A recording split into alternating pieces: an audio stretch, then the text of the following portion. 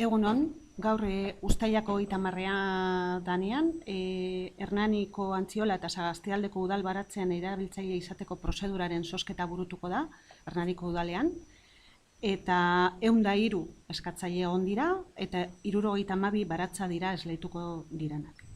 Gaurko zozketaren emaitzekin, Hernaniko udalak iragarki taulan eta web orrian esleipendunen behin-behineko zerrenda argitaratuko du, eta horren aurrian alegazioak aurkezteko 3 eguneko epea egongo da.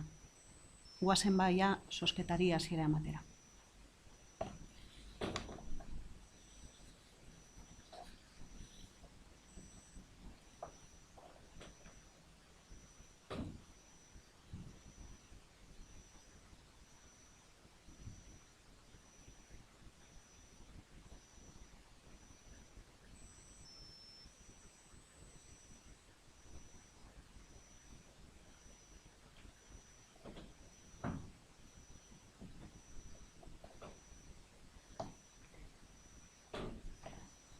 Hor ikusten dituzue, esleipendun suertatu diran eskatzaileen zenbakiak, bakoitzak behin betiko zerrendan zeukan zenbakiaren arabera, eta orduan honekin orain akta egingo da, gaurko zozketaren akta egingo da, eta jarraian egin behar diran konprobazioak eginda, pliegoetan sarritako baldintzak betetzen direla eta ez direla betetzen ikusi ondoren, aztertu ondoren, esan bezala, behin-behineko esleipendunen zerrenda aterako da.